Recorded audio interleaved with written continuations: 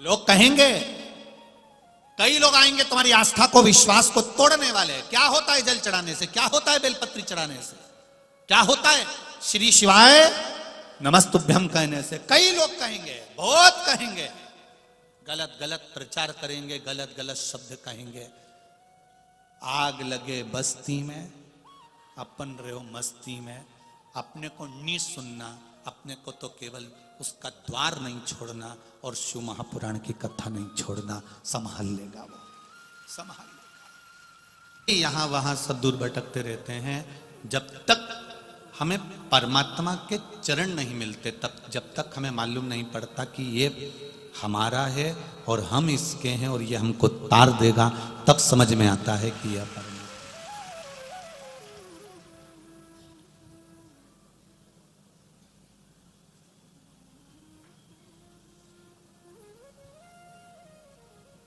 अभी तक जितनी कथाएं करते करते आए हैं, उसमें सबसे भारी और सबसे अधिक श्रोताओं के बीच में ये कथा हुई है बाबा की कृपा से। सबसे अधिक श्रोता, सबसे भारी। ना जाने कहां कहां से आप लोग आए और बड़ी भारी संख्या में यहां पहुंचे हो। महाराज, प्रशासन ने भी बहुत सुंदर व्यवस्था संभाल के रखी है। हर तरह से प्रशासन मुस्तैद और व्यवस्थाएं संभाल। अभी तक कहीं 5 लाख, कहीं 4 लाख, कहीं 6 लाख, कहीं 7 लाख तक पब्लिक भक्त लोग कथा में रहे, पर आज की स्थिति में 11 लाख से ऊपर लोग इस मालेगांव में हैं।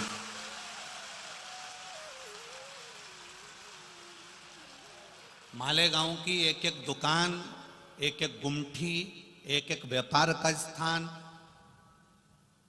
कल कथा में हमको, जब हम कक्ष में पहुंचे, आदरणीय स्वर्गीय श्री जगन्नाथ जी अग्रवाल जी के घर पर जहां हम रुके हैं, वहां जब हम पहुंचे तो हमने वासु जी से कहा कि बड़ा विचित्र लीला है ये, कि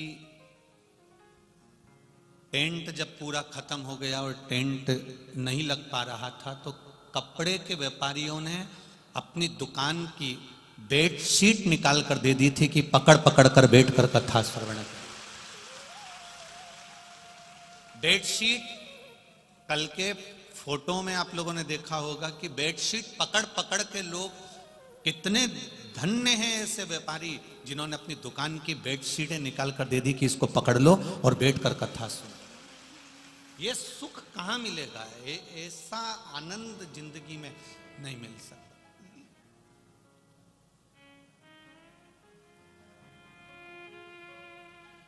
कोई कह रहा था इतनी तो बारात की भी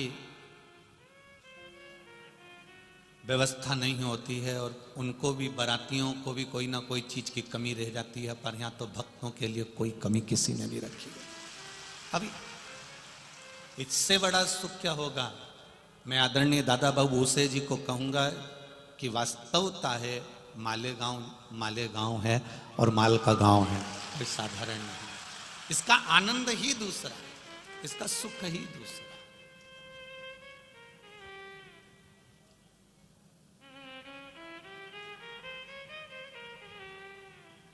राष्ट्रीय स्वयं संघ के, आरएसएस के कार्यकर्ता, बजरंग दल के कार्यकर्ता, शिवसेना के कार्यकर्ता, विश्व हिंदू परिषद के कार्यकर्ता, हिंदुत्सव के कार्यकर्ता, दुर्गा वाहिनी के कार्यकर्ता, मारवाड़ी समाज के, अग्रवाल समाज के, महेश्वरी समाज के, जैन समाज के, धोबी समाज के, नाई समाज के, पाटिल समाज के, जितने जितने हैं, जितने जितनी समाज जुड़ी हुई हैं, हम तो नाम लेते रहेंगे तो 2-4 दिन निकल जाएंगे।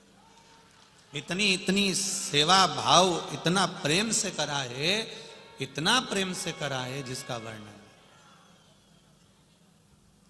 प्रशासन के साथ कदम से कदम मिलाकर चला है राष्ट्रीय स्वयं संघ के कार्यकर्ता, और उन्होंने जो व्यवस्थाओं को साथ दिया है, हर पंडाल में व्यवस्थाओं को जो दिया, बहुत बहुत सारा।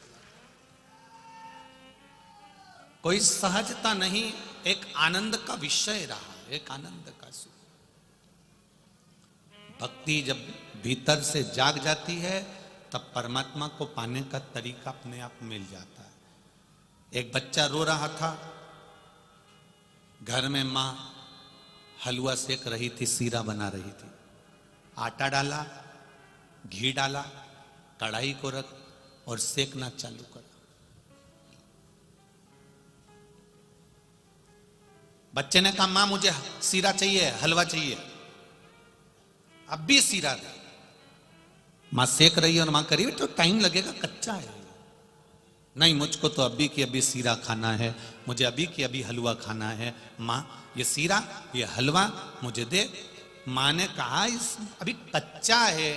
इतने में बच्चा माना ही नहीं, तो माँ ने उसको सेक के प्लेट में दिया। उसने जो खाया तो थूक दिया, क्योंकि वो हलवा, वो सीरा पका नहीं था, कच्चा था, इसलिए उसमें स्वाद नहीं आया।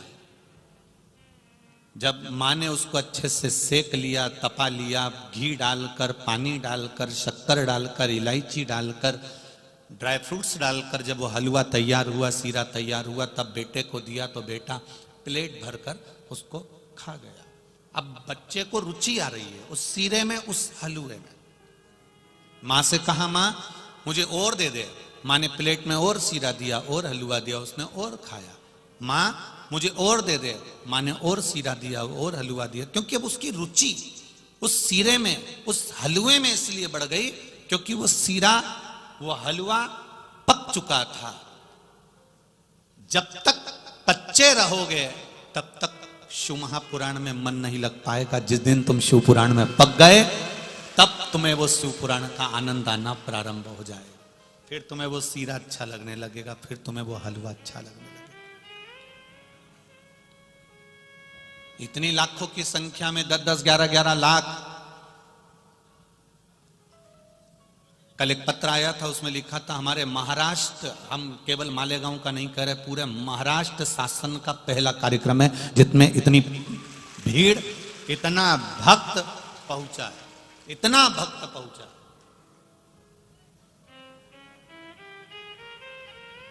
रोडों पर बैठे हुए हैं, दुकानों में भरे हुए हैं, डबल पथवे पर पूरे जनता ही जनता, पूरे भक्त ही भक्त।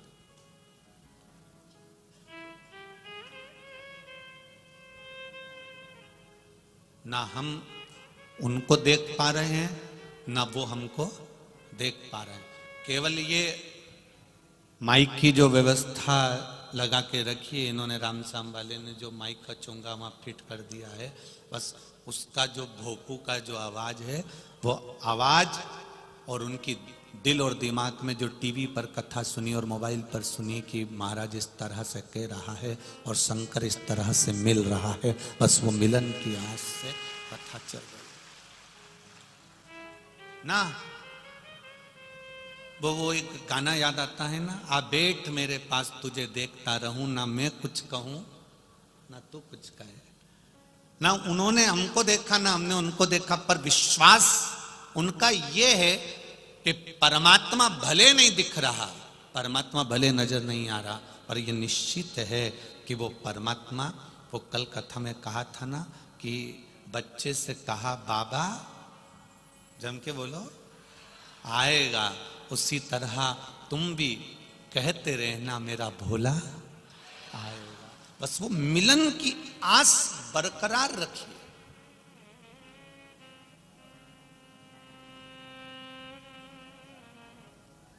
एक पक्षी के लिए स्वाति नक्षत्र की बूंद आती है क्योंकि वो स्वाति नक्षत्र का ही पानी पीता है।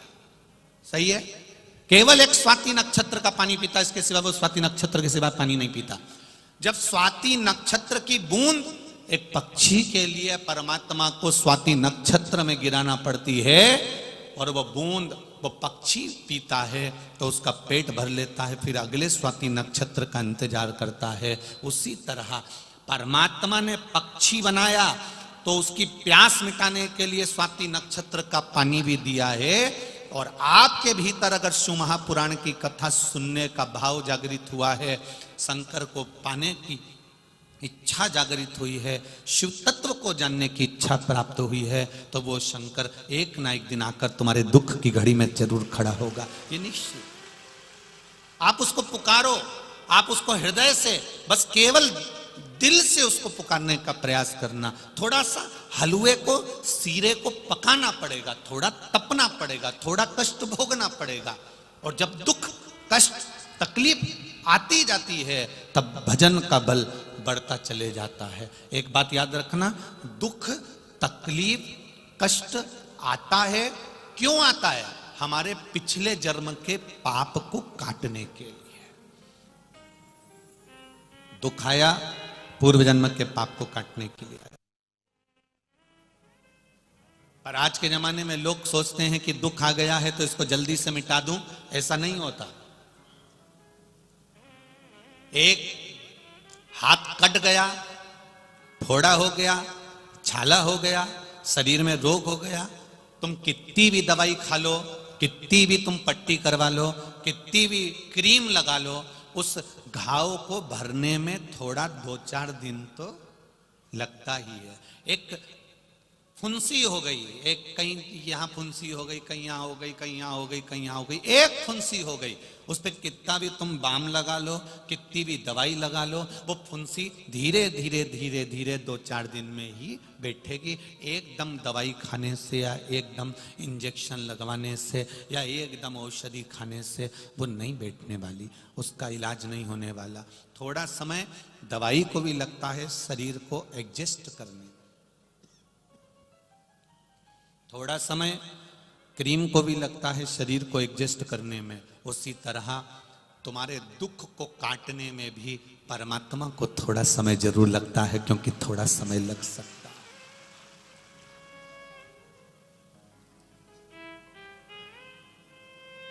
पर रोज रोज थोड़ा थोड़ा अगर क्रीम लगाया है, थोड़ा थोड़ा दवा लगाई है, थोड़ा थोड़ा तत्व लगाया है, तो वो उसका फल धीरे धीरे धीरे धीरे आराम तो मिलेगा। थोड़ा थोड़ा भगवत नाम करा है, थोड़ा थोड़ा कीर्तन करा है, शिव नाम को जपा है, तो उसका फल मिलेगा जरूर। थोड़ा रुक के धीरे धीरे। एक तुम्हारे यहाँ पर जब महाराष्ट्र में प्रवेश करते हैं ना, तो रोड के किनारे लिखा रहता है अति घाई, अति घाई दुखदाई। रोड के किनारे पर लिखा रहता है अति घाई दुखदाई। अगर ज्यादा जल्दी करोगे तो दुख मिल सकता है। पर आज के जमाने में जैसे ही दुख आता है, जैसे ही तकलीफ आती है, जैसे ही कष्ट आता है, लोग उस दुख को तुरंत मिटाने में लग जाते हैं। कहीं बाबा के यहाँ चले गए, कहीं किसी के यहाँ चले गए, कहीं किसी के यहाँ चले गए, हमें बहुत ज्यादा दुख है, उन्होंने मालूम पड़ा भभूति दे दी, बेल दे दी, कह दिया ऐसा कर लेना, वैसा कर लेना। नहीं नहीं नहीं नहीं, दुख आया है तो इसको जाने में थोड़ा समय लगेगा। अति घाई मत करना, किसी के चक्कर में मत पड़ जाना। अगर किसी के चक्कर में पड़ गए तो जल्दी के चक्कर में, जब ज्यादा जल्दी होती है तो एक्सीडेंट हो जाता है। जब ज्यादा दुख को जल्दी मिटाने की सोचते हो तो और दुख बढ़ जाता है। इसलिए अति घाई दुखदाई। थोड़ा समझना, थोड़ा समझना। दुख आया है, धीरे धीरे कटेगा। दुख को, तुम्हारे दुख को ना तो सियोर वाला महाराज काट सकता है, ना संसार का कोई महाराज काट सकता है। तुम्हारे दुख को तुम्हें खुद काटना पड़ेगा। और कलियुग केवल नाम धारा, सुमर सुमर नर उतरहि पारा। तुम्हारे दुख को भगवान के भजन से, तुम्हारे दुख को श्री शिवाय नमस्तुभ्यम से, तुम्हारे दुख को एक लोटा जल से, तुम्हारे दुख को एक बेलपत्री से, तुम्हारे दुख को एक चावल के दाने से, तुम्हारे दुख को एक पुष्प की पंखड़ी से, तुम्हारे दुख को तुम भगवान के मंदिर में सफाई करने से, तुम्हारे दुख को तुम किसी परमार्थ का काम करने से अपने दुख को काट सकते हो। ये नहीं कि हम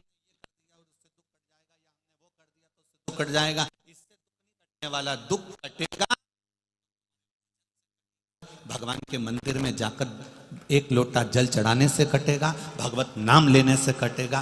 कोई महाराज की सामर्थ्यता नहीं है कि वो तुम्हारे दुख को काट दे, क्योंकि महाराज खुद का दुख काट ले वही बहुत बड़ी बात है। महाराज खुद का दुख काट ले। ऐसा कोई महाराज बता दो जिसका पांव नहीं दुखता हो, जिसकी कमर नहीं दुखती, जिसका हाथ पैर नहीं दुखता, जिसका सिर नहीं दुखता, जिसका शरीर नहीं दुखता। शरीर में कष्ट होगा, वो कितना भी विद्वान से विद्वान है तो भी उसको डॉक्टर के पास जाना पड़ेगा। पर डॉक्टर से जब वो औषधि लेगा और शंकर जी को दिखाकर कहेगा इसको अमृत कर दीजिए, तब विश्वास को रखकर खाएगा, तब जाकर उसका भी कार्य सफल हो जाएगा। दुख तुम्हें अपने आप में काटना है, कोई दुख काटने के लिए कोई दूसरा नहीं आएगा। किसी भ्रम में मत पड़ जाना, अंधविश्वास में मत पड़ जाना और ढोंग प्रपंच में मत पड़ जाना। पढ़ना तो मेरे शंकर भगवान के चरणों में जाकर पड़ जाना, वो काट दे।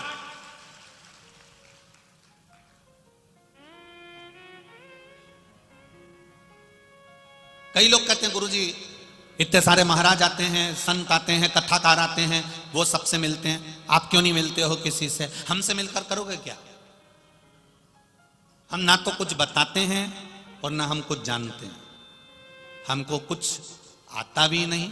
केवल ये व्यासपीठ है, ये कुबेरेश्वर बाबा की शिव महापुराण की पोथी है और बाबा का भजन है, श्री शिवाय नमस्तुभ्यम मंत्र है और एक लोटा जल है। बस इतना जानते हैं कि एक लोटे जल को चढ़ाते चढ़ाते जब सियोर वाला महाराज भी यहाँ तक पहुँच सकता है, तो आप भी उस जल के सहारे वहाँ तक पहुँच सकते हो। किसी का भाग्य लिखना या किसी का भाग्य बताना या आपके जीवन में क्या हो रहा है यह बताना हमारे बस की बात नहीं है। हमें कोई विद्या या कोई सिद्धि हमारे पास में नहीं है। हम तो केवल भगवान का भजन करते हैं और आपसे भी करवाते हैं, क्योंकि दुख कोई दूसरा नहीं काट सकता, दुख आपको स्वयं काटना है। पत्नी का सिर दुखेगा, पति बाम लगा सकता है, पति दवाई लाकर दे सकता है, पर पत्नी के सिर दर्द को पति ले सकता है क्या? बोलो, जम के बोलो, नहीं ले सकता।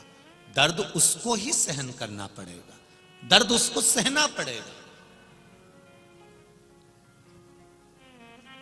जब एक पति पत्नी के सिर दर्द को नहीं ले रहा है, दवाई दे देगा, औषधि दे देगा, बाम लगा देगा, पानी ला देगा, चाय बना के पिला देगा, सब कुछ कर देगा, पर उसके दर्द को पति नहीं ले सकता। पति के दर्द को पत्नी नहीं ले सकती, भाई के दर्द को भाई नहीं ले सकता। पर इतना जरूर हो सकता है कि जैसे पत्नी दवाई खाएगी तो पत्नी का सिर दर्द बंद होगा। अगर आप शंकर के मंदिर जाओगे तो आपका दुख कट जाएगा, ये निश्चित। आप उसकी चौखट पर जाइए, आप उसके दरवाजे पर जाइए, आप उसकी शरणागति पर जाइए, और जब आप शरणागति में पहुंचोगे, उसके भजन में पहुंचोगे, उसके कीर्तन में पहुंचोगे, उसके मंत्र जाप में पहुंचोगे। यहां 7 दिन आप लोग आए हो, 7 दिन यहां पर लोग आए हुए हैं।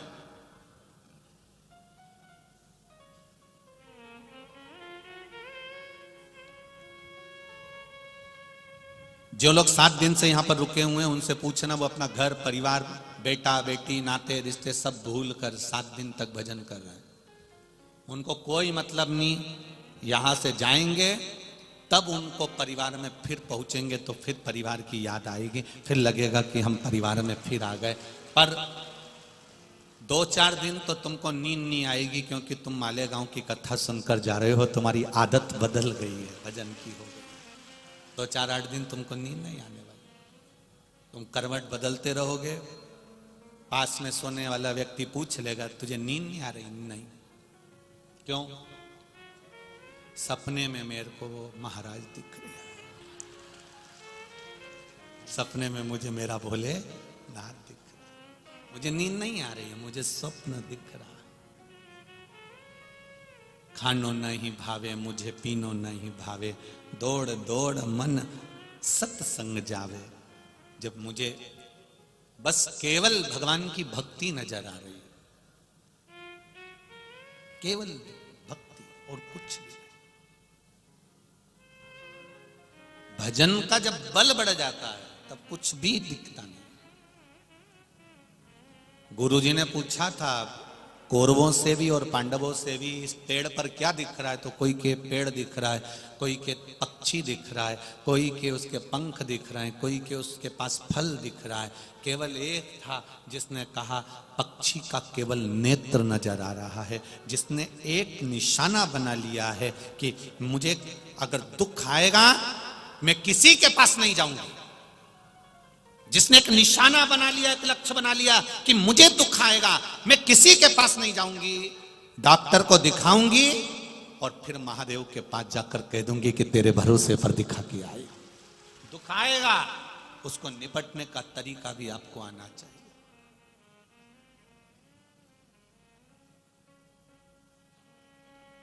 ये पत्र, इन पत्रों में आपका विश्वास, आपकी दृढ़ता, आपका भरोसा समाया है।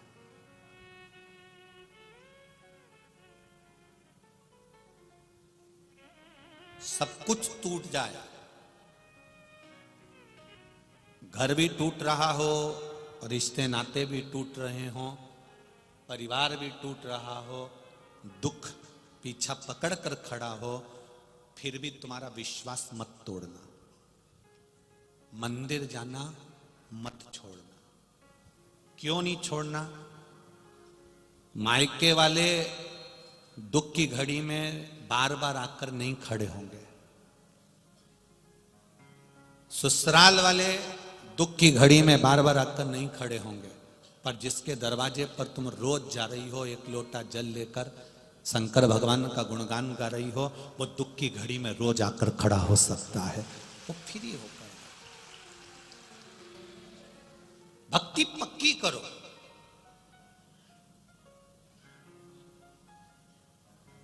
जब भक्ति पक्की हो जाएगी, जब विश्वास पक्का हो जाएगा, फिर आप डोल नहीं सकते। धर्म की जय हो, अधर्म का नाश हो, प्राणियों में और विश्व का कल्याण। ये विश्व का कल्याण तब होगा जब हम किसी ना किसी रूप में, कहीं ना कहीं हम किसी ना किसी रूप में सत्कर्म में लगे हुए।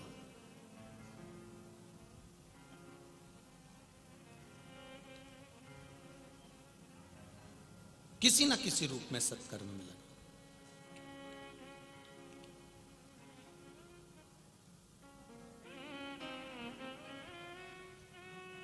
नासिक में कुंभ का मेला भराया, कई बार भराया, आ जाता है 12 वर्ष में कुंभ का मेला। प्रशासन को कितनी व्यवस्था करना पड़ती है उस मेले के लिए। 1 साल पहले मेले की तैयारी चालू हो जाती है। बोलो सही है? चारों तरफ प्रशासन को व्यवस्थाएं करना पड़ती है। उस मेले में भी 10 लाख, 20 लाख, 25 लाख, 50 लाख जितनी पब्लिक जाती है। पर उससे आधा मेला होता है ये शिव महापुराण की कथा का मेला। आधा मेला है। यहां छोटे से छोटे व्यक्ति से लेकर बड़े से बड़ा करोड़पति भी इस मेले का सुख भोगता है।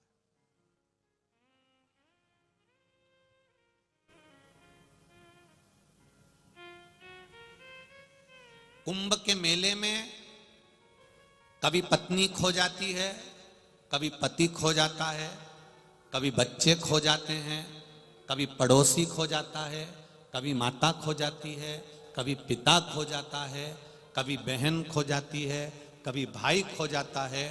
पर शिव महापुराण के मेले में लोग भगवान शंकर में खो जाते हैं।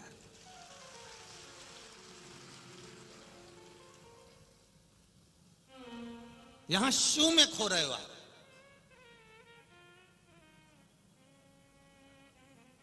यहां कोई किसी को नहीं ढूंढ रहा। यहां कोई किसी को ढूंढने लगा भी नहीं है कि इसको ढूंढा जाए या उसको ढूंढा जाए। यहां तो केवल अगर ढूंढने में लगे हुए हो तो महादेव को ढूंढने में लगे हुए हो कि मेरा भोला, मेरा शंकर ये निश्चित है एक दिन मेरे दुख को हरने आएगा।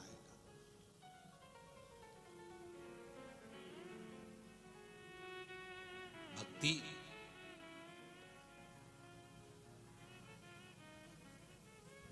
जितनी भक्ति को भर सकते हो, जितने भजन को भर सकते हो उतना भर लो। पाप ज्यादा आ जाए तो उसको ले जाके खाली कर दो। जैसे कल कथा में कहा था, सोयाबीन ज्यादा आ जाए, गेहूं ज्यादा आ जाए तो उसको मंडी में खाली कर दिया जाता है, और पाप ज्यादा आ जाए तो मंदिर में खाली कर दिया जाता है। कचरे की गाड़ी में ज्यादा कचरा भरकर रखोगे तो गाड़ी सड़ने लगेगी। सड़ेगी कि नहीं सड़ेगी?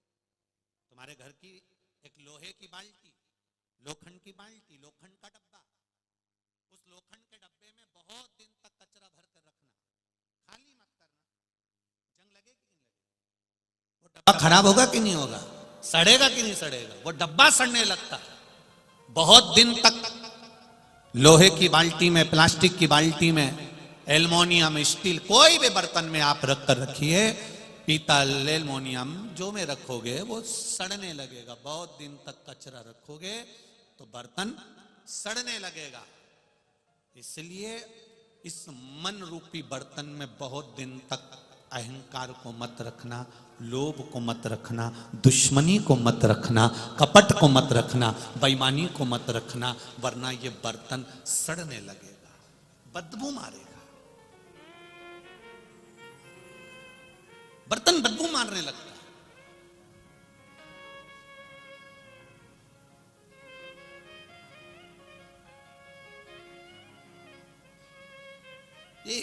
कोई कह रहा था, गुरुजी वो मेरी देवरानी का मन तो बिल्कुल भी कथा में नहीं लगता और मेरा मन कथा में लगता है। मैं टीवी चालू करती हूं और देवरानी कहती है कहां टीवी में लगे हो, कथा में लगे हो। वो टीवी बंद कर देती है।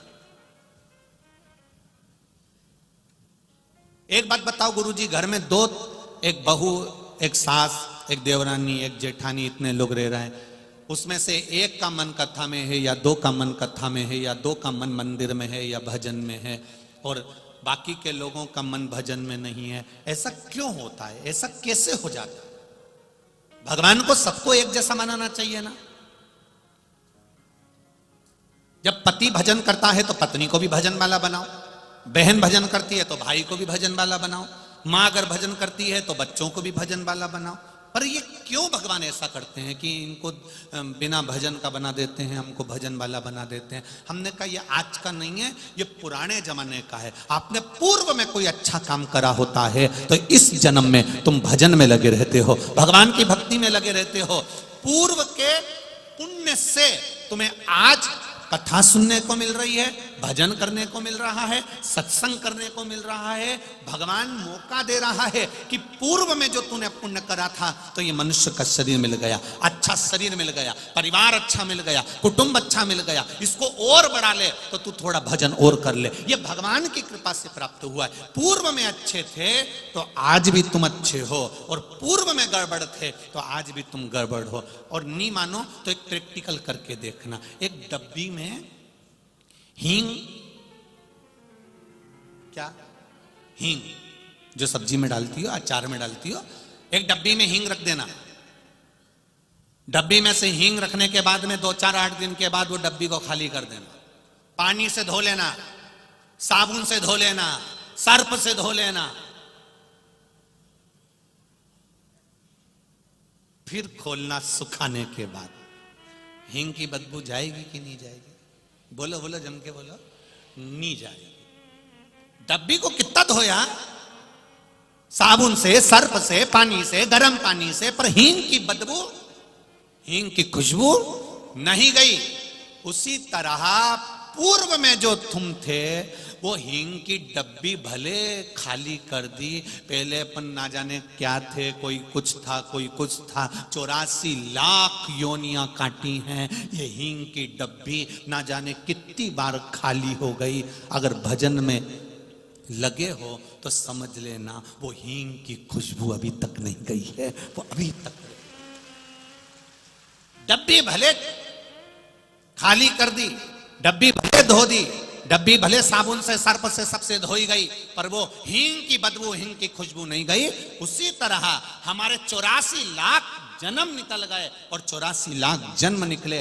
हमने क्या करा था पूर्व में? अगर हमने भजन करा था तो वो भजन की गंध आज तक नहीं गई। अपने आप आपका मन कथा में लग जाता है। और किसी किसी को डांट डांट के बिठाओ, मार मार के बिठाओ, चिल्ला चिल्ला के बिठाओ तो भी मन नहीं लगता। किसी किसी बूढ़ी बूढ़ी माताओं को देख लो, इनका खाने में मन लग जाए, सिलाई में, स्वेटर बनाने में मन लग जाए, कपड़ा सिलने में मन लग जाए, बड़ी तोड़ने में मन लग जाए, पापड़ में मन लग जाए, कपड़ा सुधारने में मन लग जाए, मेहंदी लगाने में मन लग जाए, बुराई करने में मन लग जाए, पर इनका मन किसी किसी डोकरी का ऐसा रहे कि उसको कितना भी कह दो कि भगवान के मंदिर चल, वो नहीं जाए। उसको कथा में बिठा दो तो कथा नहीं सुने, टीवी चालू कर दो कथा की तो मन नहीं लगे, मैं पसरी जाए। वही तुम कितना ही प्रयास कर लेना वो नी पहुंचेगी। क्यों? क्योंकि हींग की डब्बी नी है, वो हींग की डब्बी नहीं है। हींग की होती तो पुराने जमाने का पूर्व का थोड़ी सी खुशबू उसमें रह जाती। अगर हींग की डब्बी होती तो थोड़ी सी गंध उसमें रह जाती तो वो भजन कर लेती। पर ये हींग की डब्बी नहीं है, ये तो अब नहीं बोलूं तो अच्छा है, ये हींग की डब्बी नहीं, ये तो केरोसिन का डब्बा है, घासलेट का तेल का डब्बा।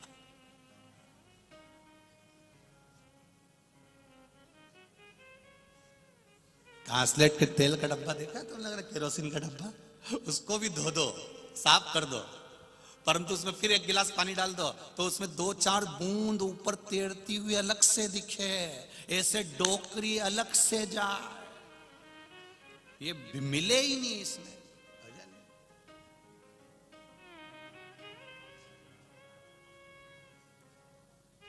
तो मेरी मालेगांव की हींग की डब्बियों, ये खुशबू आपकी कितने ही जन्म दे दे मेरा भोलेनाथ, 84 लाख योनियां काट दे, ये डब्बी की गंध जाना नहीं चाहिए। ये हींग की डब्बी की गंध खुशबू जाना नहीं चाहिए। कितनी दे दे वो जन्म, कितने ही सांप बनाए, बिच्छू बनाए, और ऐसा नहीं है सब बने अपन, ऐसा नहीं कि अपन ने कोई जन्म नहीं लिया होगा। आप भी कुछ ना कुछ बने होंगे पूर्व में, हम भी कुछ ना कुछ बने होंगे। 84 लाख योनियां काटते काटते काटते काटते यहां तक पहुंचे हैं। माथे की जूं भी बने थे, किसी ने निकाल के नकुन पे धर के निपटा दिया।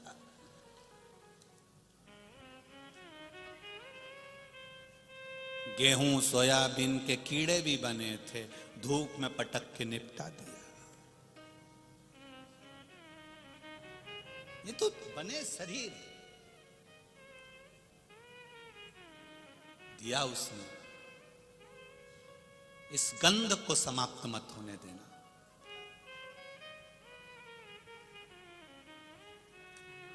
कोई तुमसे कह दे, होता है कभी कभी जो मकान बनता है, आपके घर में बाथरूम बनी है, बोलो तो बनी है। अगर समझदार मिस्त्री मिल गया, छत बनाने वाला, बाथरूम बनाने वाला, घर बनाने वाला, समझदार मिस्त्री मिल गया, समझदार मिल गया, तो वो जो बाथरूम बनाता है ना, तो बाथरूम में जब वो टाइल्स लगाता है, पत्थर लगाता है, तो ऐसा थोड़ा सा ढाल करके लगाता है। ढाल कर कर क्यों? पानी यहां डलेगा और वो वहां पाइप में चला जाएगा, खड्डे में चला जाएगा। जो मिस्त्री समझदार नहीं होता तो वो एकदम चपटा धर दे, तो पानी वहीं की वहीं भरा रहे, परंतु वो निकले। फिर क्या करना पड़ता है उसको? पानी जब नहीं निकलता तो क्या करते हो?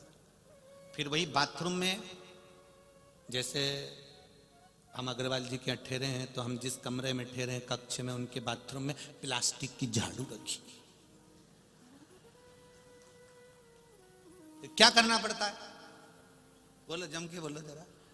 फिर वो झाड़ू से झाड़ झाड़ के उस पानी को उस खड्डे तक लेकर जाना पड़ता है। आपके भी बाथरूम में झाड़ू रखी होगी हो, ऐसी झाड़ने वाली, पानी निकालने के लिए। फिर वो खड्डे में ले जाना पड़ता। जैसे 2 तरह की बाथरूम होती है, 2 तरह की छत होती है। एक ढाल में होती है, पानी यहां डाला सीधे पाइप में, और एक छत एकदम सीधी, बाथरूम का फर्श एकदम सीधा, जाए नहीं तो झाड़ू से झाड़ झाड़ कर निकाला जाता है। उसी तरह दो तरह के लोग होते हैं, एक ढाल में होते हैं, जैसी कथा चालू हुई 2 बजे टीवी खोल के बैठ गए या कथा में जाकर बैठ गए, और एक ऐसे होते हैं जिनको झाड़ झाड़ के ले जाना पड़ता है, चाल चाल चाल, तब जाकर वो कथा में पहुंच पाते। बोलो रिजीजियो, सही है कि गलत है? तुम जितने बैठे हो ये सब झाड़ू से निकलने वाले नहीं, तुम ढाल में हुए हो। जितने लोग शिव महापुराण की कथा आस्था चैनल पर सुन रहे हैं, जितने लोग फेसबुक यूट्यूब पर सुन रहे हैं, जितने इस मालेगांव की पावन धरा पर बैठकर लाखों की संख्या में कथा सुन रहे हो, तुम विश्वास रखना, तुमको जिसने बनाया वो मिस्त्री साधारण नहीं है, तुम्हारे माता पिता साधारण नहीं है, इसलिए उन्हें ढाल में बनाया। तुम्हारे माता पिता का संस्कार तुम्हारे साथ में है, तुम्हारे माता पिता की सभ्यता, संस्कृति, उनका संस्कार, उनका ज्ञान तुम्हारे साथ में है, इसलिए तुम हमेशा ढाल में रहते हो। तुम्हारा मन कथा में, सत्संग में, भजन में, मंदिर में, कीर्तन में लगा रहता है। कहीं कहीं के ऐसे होते हैं जिनका मिस्त्री अच्छा नहीं होता, तो वो ढाल में पैदा नहीं होते, फिर उनके मिस्त्री कहते हैं कि जा कथा में चले जा, छोरे से कहते हैं मंदिर में 1 लोटा पानी चढ़ाया, बहू से कहते हैं पशुपति व्रत कर ले, नहीं करती, फिर वो झाड़ू से झाड़ झाड़ उसे ले जाना पड़ता। तो मिस्त्री अच्छा होना चाहिए, और मेरा विश्वास कहता है जिसके माता पिता मिस्त्री के रूप में बच्चों को जन्म देते हैं तो बच्चे संस्कारित होते हैं, अगर श्रेष्ठ मिस्त्री है तो। आज आपको देखकर 10 लाख से ज्यादा लोग इस कथा को श्रवण कर रहे हैं मालेगांव की इस पावन धरा पर, जिस मालेगांव की कैपेसिटी इतनी नहीं है, जितने से ज्यादा लोग इसमें आ गए। इस मालेगांव के कथा में जो लाखों लोग कथा को श्रवण कर रहे हैं, आपको नमन करने से पहले मैं आपके माता पिता जो मिस्त्री हैं उनको नमन करता हूं, उन्होंने ढाल में बनाया। गर्भ में जब बच्चा था भजन करा, मंदिर गए, कीर्तन करा, रामायण पढ़ी, भगवत भजन में लगे रहे, तो संतान भी ढाल में हुई, भगवान की भक्ति में, भजन में। तुम छोटे छोटे बच्चों को देखना, पानी चढ़ाते हैं, समझ लेना उनके मिस्त्री जोरदार हैं, उनके माता पिता बहुत अच्छे हैं जिन्होंने ऐसा संस्कार दिया। और कई कई ऐसे होते हैं जिनको झाड़ू से झाड़ झाड़ के, बहुओं से कहते हैं, सास भी कहती है चलो कथा में चलो, टीवी पे आ रही है बेटा, कथा देख ले, महाराज बहुत जोरदार बोल रहा है, 5 मिनट सुन ले। बहू कहती है मम्मी तुम तो फ्री हो, मेरे पास कहाँ टाइम है, मेरे पास में वक्त नहीं है।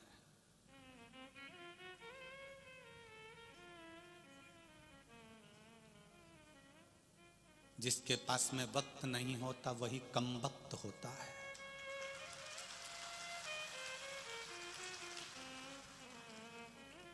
दोनों को अलग कर दो ना, कम वक्त।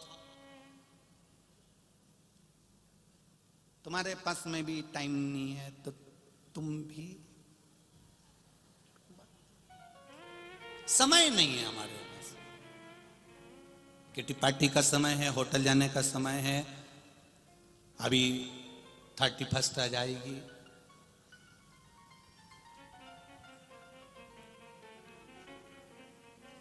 समय है, पर भजन का समय नहीं। साधु आता, आपके नजदीक में अगर कोई देवालय है, शिवालय है, शंकर भगवान का कोई शिवालय आपके नजदीक में है, प्रयास करना 2 कदम चलकर वहां तक जाना। ये अंग्रेजी नया वर्ष आ रहा है, हमारा सनातनियों का नया वर्ष तो नूतन चैत्र से आता है, पर फिर भी नवयुवक बच्चे अगर इसको मनाते हैं, करते हैं, हम उनको कुछ रोकेंगे टोकेंगे नहीं, पर इतना जरूर कहेंगे कि अगर मना भी रहे हो तो होटल में और वेसन में नहीं, महादेव के मंदिर जाना और 1 लोटा जल चढ़ा कर आना। कोई शिवालय पास में हो, कोई देवालय पास में हो, कोई प्रसिद्ध स्थान पास में हो, कोई तीर्थ पास में हो, तो भगवान की शरणागति में मना, शरणागति में मना।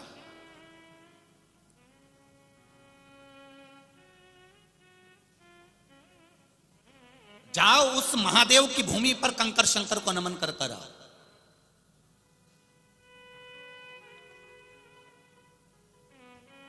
कल सीहोर से फोन था तो कह रहे थे गुरुदेव बहुत भक्त लोग सीहोर आ रहे हैं। हमने कब छुट्टियां लग गई हैं तो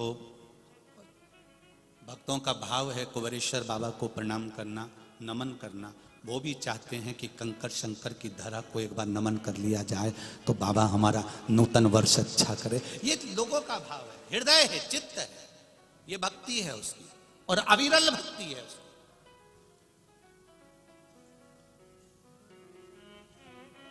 कहीं देवालय में जाकर, कहीं शिवालय में जाकर, हमने भी जब कथा चल रही है, लाइन से कथाएं चल रही, तो हमने भी ये कहा आशीष जी को, समीर जी को कि जब 31 रहे उस समय पर बाबा कुबेर भंडारी के चरणों में ये शरीर वहीं पड़ा रहे, ऐसा प्रयास कर कर, इसलिए कथा को भी ऐसा दिया गया कि 29 को यहाँ आज समापन हो जाएगी, फिर अगली कथा 2 तारीख से चालू हो जाएगी। बाबा के चरणों में ये शरीर पड़ा रहे, उसका दिया हुआ शरीर है, उसके चरणों में पड़ा रहे, उसकी शरणागति में धरा रहे, इससे बढ़कर कोई सुख नहीं है। आप भी बनाओ भगवान शिव के चरणारविंद से, भगवान के चरणारविंद में जाकर, देवालय में जाकर, अपने नजदीक में जो शंकर का मंदिर हो, जो शिवालय हो, उसके चरणों में जाकर मनाए। बोल बम का नारा है, बाबा एक सहारा। लोग कहते हैं गुरुजी हम घर में मंदिर बनाना चाहते हैं। हम उनसे कहते हैं घर में मंदिर मत बनाओ, मंदिर में घर बनाओ।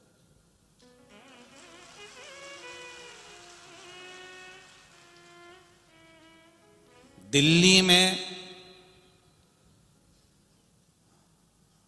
मकान बनाना सरल है, दिल्ली में दुकान बनाना सरल है, दिल्ली में फ्लैट लेना सरल है, पर किसी के दिल में जगह बनाना बड़ा कठिन है। आप महादेव के दिल में जगह बनाइए और महादेव आपके दिल में जगह बनाए। हम हमारे घर में भगवान का मंदिर बनाए ना बनाए, पर भगवान के ये जो घर है आपका, ये घर नहीं है, ये भगवान का मंदिर है। उस मंदिर में तुम्हारा घर है, तुम्हारे घर में भगवान का मंदिर नहीं है। तुम भगवान के पास रहते हो, भगवान तुम्हारे पास नहीं रहता। दुनिया के लोग गलत फहमी में रहते हैं, ये मेरा मकान है, मैंने मंदिर यहां बनाया है, ये मेरा घर है, मैंने मंदिर यहां बनाया है, ये मेरा फ्लैट है, मैंने भगवान का मंदिर यहां बनाया है। गलत, बिल्कुल झूठ बोल रहे हो। ये घर मेरे भोलेनाथ का है, ये घर मेरे दत्त का है, ये घर मेरे स्वामी समर्थ का है, ये घर मेरे पांडुरंगा हरि विठल का है। उसमें ये घर, ये मंदिर है, इस मंदिर में भगवान ने रहने के लिए मुझे जगह दी है। भगवान क्योंकि माता पिता हैं, माता पिता अपने बच्चों के सोने के लिए अच्छा बड़े से बड़ा रूम देते हैं, और बुजुर्ग माता पिता छोटे से हॉल में, कमरे में पड़े रहते हैं। भगवान भी कहता है तू मेरी संतान है, तू अच्छे कमरे में रह, मेरे लिए छोटी सी जगह बहुत है, क्योंकि मैं छोटा बनकर रहता हूं, कहीं पर भी आनंद करता रहता हूं, तू सुखी से रह। हमारे घर में मंदिर नहीं है, मंदिर में हमारा घर है।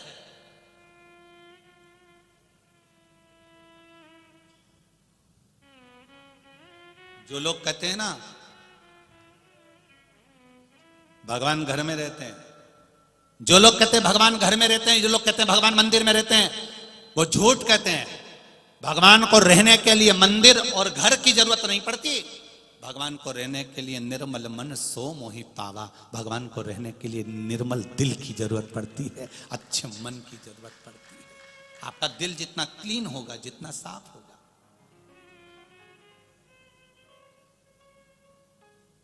जितना मन साफ होगा उतना परमात्मा तुम्हारे करीब में होगा, आता जाएगा। यहां से इस व्यासपीठ से आज विराम का दिन है, कथा के विराम दिवस है। हम तो आपको कुछ नहीं दे सकते, पर इतना जरूर कह सकते हैं, अगर आपने दिल से शिव को अपने दिल में बिठाकर, बिना कपट के, बिना छल के, बिना बेईमानी के, बिना प्रपंच के, कोई प्रपंच आपके जीवन में नहीं, और आपने अगर दिल से कथा सुनी है और वो अगर दिल में बैठ गया, तो तुम्हारे दिल में जितनी जितनी तमन्ना होगी वो आवाज देवाधिदेव महादेव पूरा कर देगा। वहां बैठा है जो जहां रहता है, वो वहां की सुनता है। जो जहां रहता है वो वहां की सुनता है। मालेगांव वाले को तो बड़ा बड़ा गौरव होना चाहिए, बड़ा आनंद होना चाहिए कि तुम्हारे नगर में दादा बाबू भूसे जी रह रहे हैं। हमारा एक मंत्री बैठने वाला शासन का हमारे नगर का है, तो हमारी बात सुनता है। उसी तरह जब तुम्हारी बात तुम्हारा मंत्री सुनता है, तुम्हारी बात जब तुम्हारे मंत्री श्रवण करते हैं, उसी तरह जैसे मालेगांव में मंत्री जी रहते हैं तो तुम्हारी बात सुनते हैं, तुम्हारे दिल में महादेव रहता है तो तुम्हारी बात सुनता है, निश्चित है सुनेगा।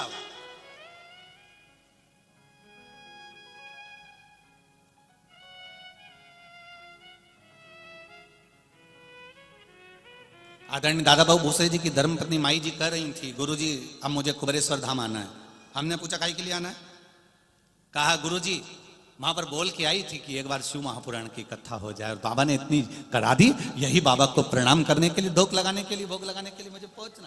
दिल से अगर कहा, हृदय से अगर कहा, आप कुबेरेश्वर धाम आते हो, शंकर भगवान तो वहां पर कहीं आपको कोई मूर्ति नहीं मिलेगी, पर कंकर को उठाकर आपने पूजन करा, और पूजन करने के बाद दिल से कहकर उस कंकर को ले जाकर एक साइड में, कहीं एक साइड में उसको रख दिया, कहीं एक साइड में, मत छोड़कर नहीं जाना। कई लोग पूजन कर कर कंकर शंकर की पूजन करके वहीं छोड़ देते, ना ना ना ना।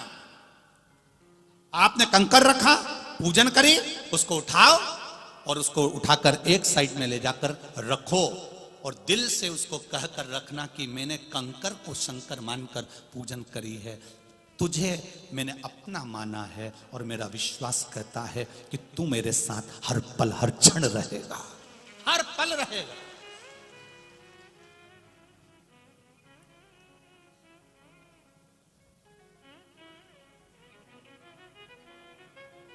ऐसा कोई क्षण नहीं, ऐसा कोई पल नहीं जब महादेव तुम्हारे साथ में नहीं। इसलिए कहा कंकर शंकर है, जब तक श्वास चल रही है तब तक शरीर है, श्वास गई शव बन जाएगा। श्वास क्या है? शिव भगवान शंकर श्वास के रूप में।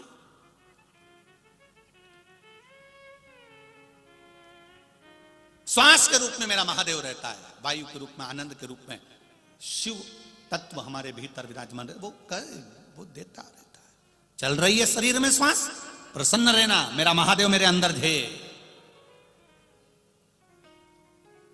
वो लोग कहते हैं ना, बड़ा मजा आ रहा जीने में, जीने में महादेव धड़क रहा। मेरा शिव, मेरा ओ घड़ी, मेरा भोलेनाथ, मेरा शंकर मेरे साथ में है, हर पल है, हर घड़ी, हर क्षण है। ऐसा कोई पल नहीं गया जब मेरा महादेव नहीं मिला। हरि ओम में ओम समाया है, मेरा भोला नगर में आया है। हरि ओम में ओम समाया है, मेरा भोला नगर में आया है। हरि ओम में ओम समाया है, मेरा भोला नगर में आया है। हरि ओम में ओम समाया है, मेरा भोला नगर में आया है। जय हो।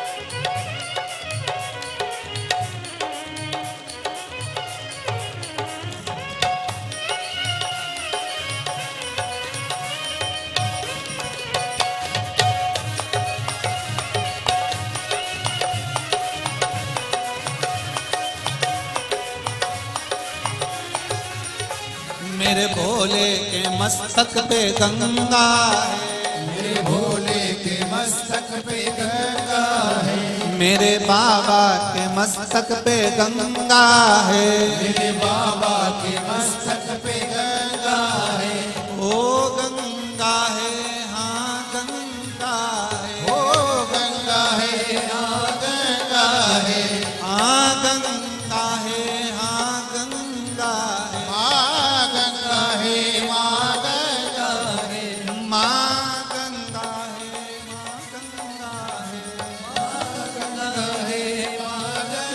है, माँ गंगा है, माँ गंगा है, माँ गंगा है, माँ गंगा है, ओ मेरे भोले के मस्तक पे गंगा है, ओ मेरे भोले के मस्तक पे गंगा है।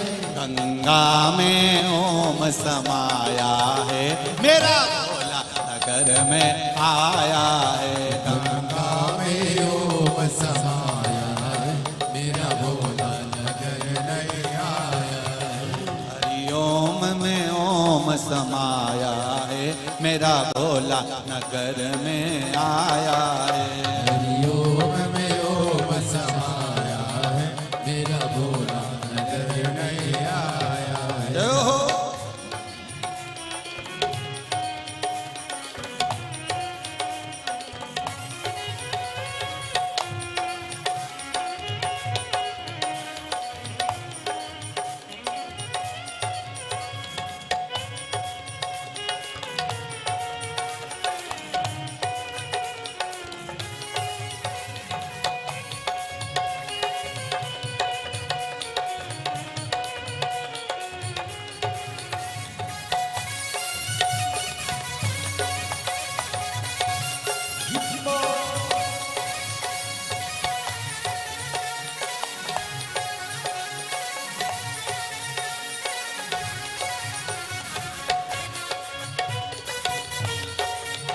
हरि बोल।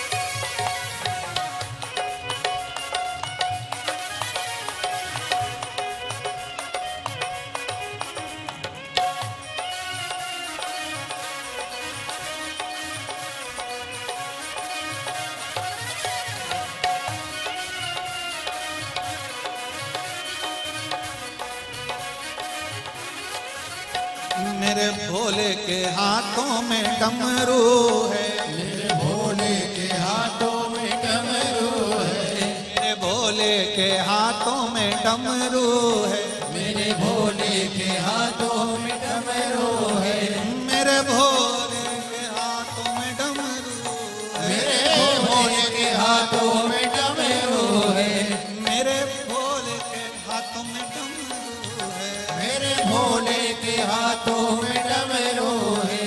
हाँ डमरू है, ओ डमरू है, हाँ डमरू है, हाँ डमरू है, हाँ डमरू है, ओ डमरू है, हाँ डमरू है, ओ डमरू है।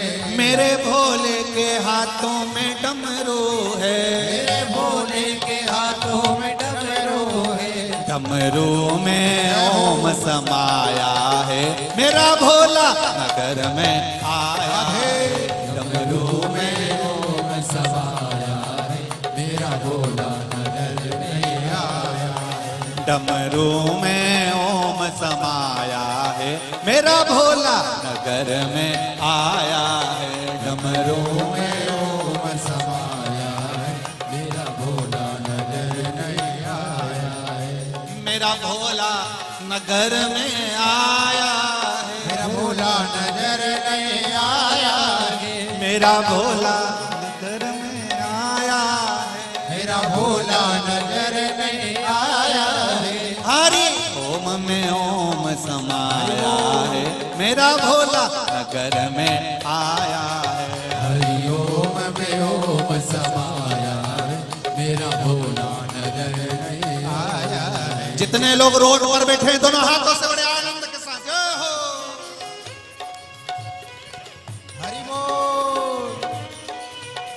जो लोग दुकानों में बैठे, रोडों पर बैठे, बड़े आनंद के साथ जय हो। राधे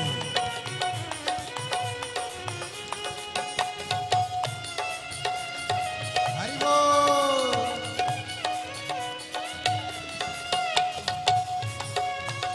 राधे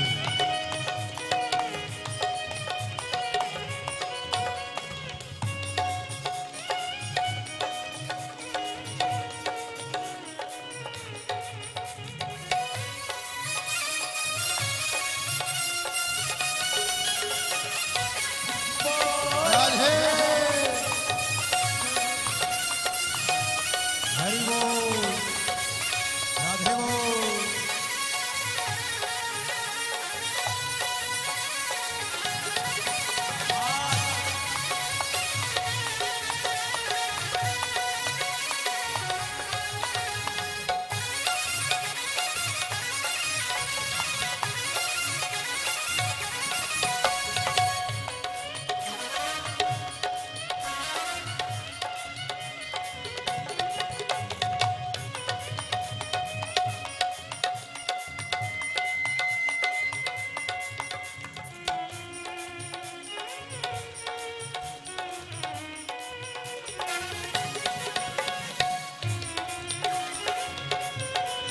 जय हो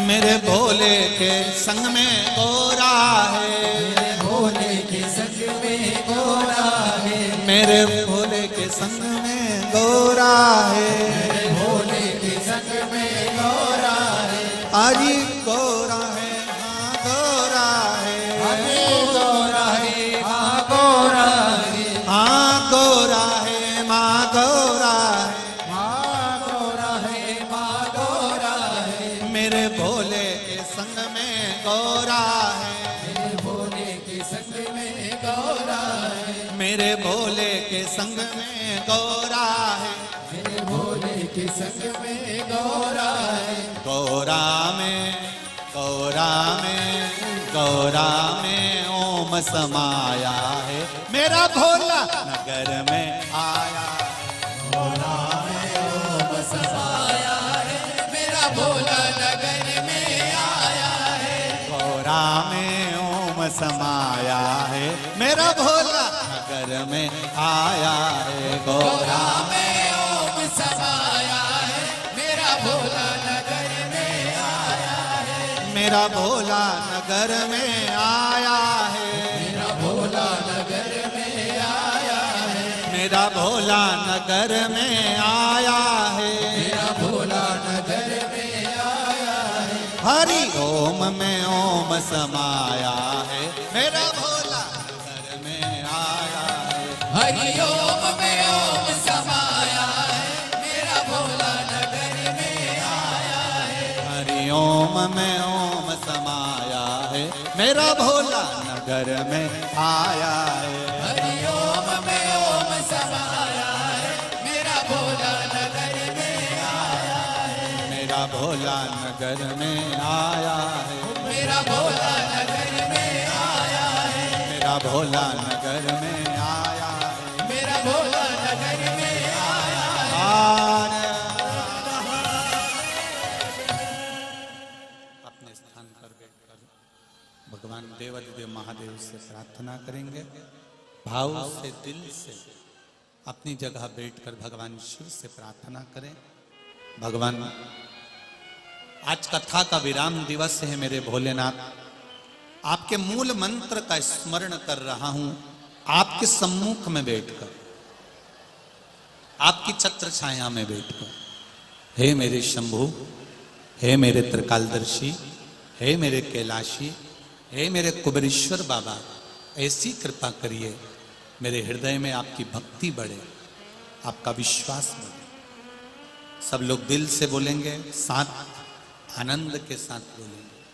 श्री शिवाय नमस्तु, श्री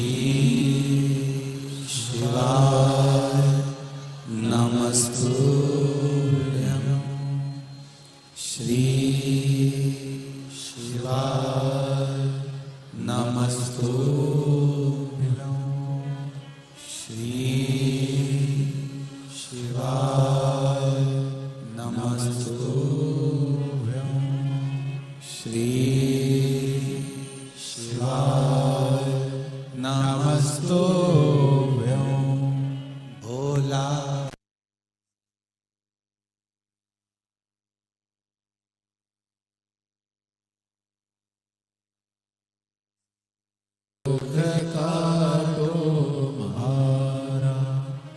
शिव शंकर जपो तेरी माला, भोले बाबा जपो तेरी माला, भोला सब दुख काटो मारा, ओ भोला सब दुख काटो मारा। वेश है मंगलकारी, वैश्य है मंगलकारी, शमशान वासी हमारा, शमशान वासी हमारा, भोला सब दुख काटो मारा, ओ भोला सब दुख काटो मारा। भगवान शिव की कथा कर रही है। दिल से किया गया भजन कहीं ना कहीं भगवत की प्राप्ति करा देता। आप हृदय से, चित्त से, मन से जो कहते हैं वो सुनता है, वो श्रवण करता है। एक बात आप लोगों से कहना चाहेंगे, जब भी देवाधिदेव महादेव को जल चढ़ाएं, जल चढ़ाते समय तुम्हारे भावों में, जब हम शंकर भगवान को जल चढ़ाते हैं तो एक स्मरण आपके भीतर रहे। ध्यान रखिए,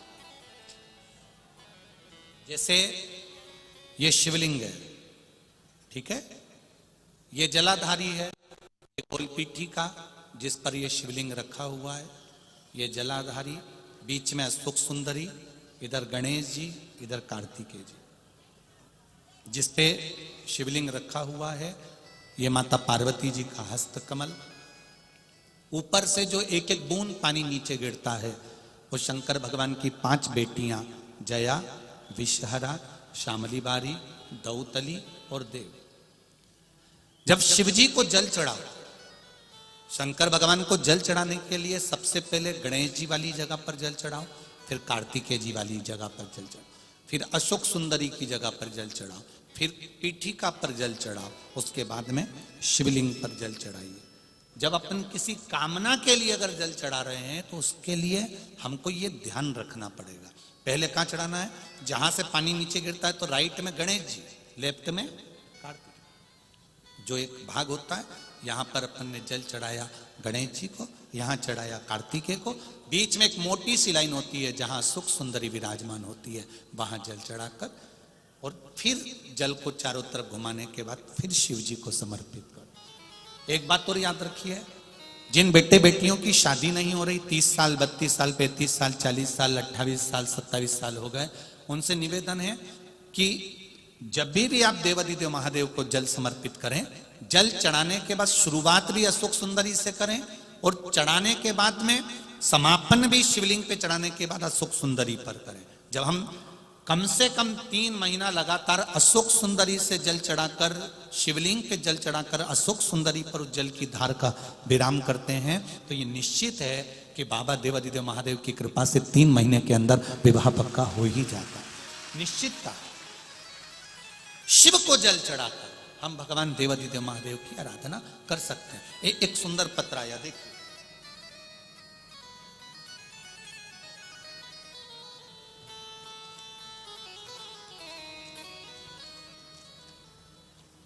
संगीता तुकाराम गोत्रे 40 गांव से मैं आई हूं। कहीं बैठी हो हाथ हिलाइएगा, जहां कहीं बैठी हो। संगीता तुकाराम गोत्रे 40 गांव, कहीं बैठी हो तो हाथ हिलाइएगा, जहां कहीं भी बैठी हो। दोनों हाथ हिला देना। गुरुजी, मैंने शिव महापुराण की कथा टीवी पे सुनी थी, शिव महापुराण कथा का चमत्कार सुना था। मुझे ये बताने वक्त बहुत खुशी हो रही है कि मेरे पति 12 साल पहले खो गए थे। 12 साल पहले किसी को बिना बताए घर से चले गए थे। 12 साल से उनका पता नहीं था, किसी को भी नहीं मालूम था कि वह कहाँ चले गए। पुलिस प्रशासन में भी लगाया गया, फोटो उनके जगह जगह लगाए गए, सब ने ढूंढा पर 12 साल से वो नहीं मिले। गुरुदेव, हमने उम्मीद छोड़ दी थी, हमने यह मान लिया था कि वो अब इस दुनिया में नहीं है और उनका सब कुछ समाप्त हो गया। बहुत प्रयास करा, नहीं मिले। एक दिन टीवी पे बताया गया कि शिव पुराण की कथा मालेगांव में हो रही है। मैं शिव महापुराण की कथा को सुनने के लिए जब कथा प्रारंभ हुई, कितनी तारीख को चालू हुई थी? 23 तारीख को। मैं 24 तारीख को शिव महापुराण की कथा सुनने के लिए मालेगांव आ गई। 24 तारीख को कथा सुनकर मैं अपने घर केवल इस भूमि पर बोल कर गई थी कि 12 साल से मेरा पति गया है, मिल नहीं रहा। सब कह रहे हैं वो मर चुका है, पर तेरे दरबार से कोई खाली नहीं गया। मेरा पति कहाँ है बताओगे? बाबा की कृपा हुई। 24 तारीख को कथा सुनकर घर गई, अपने गांव 40 गांव में पहुंची और किसी ने खबर करी कि तुम्हारा पति जीवित है और वो वहां पर है और 3 दिन के अंदर तुम्हारा पति यहां पहुंचने वाला है। बाबा की कृपा से मेरे पति का पूर्व का फोटो भेज रही हूं, जब वो यहां थे और 12 साल के बाद आ रहे हैं। उनका फोटो भी मिल गया और वो 12 साल के बाद मेरे घर पहुंच रहे हैं। मैं बहुत खुश हूं गुरुदेव, मेरा अखंड सौभाग्य मेरे बाबा ने वापस लौटा दिया।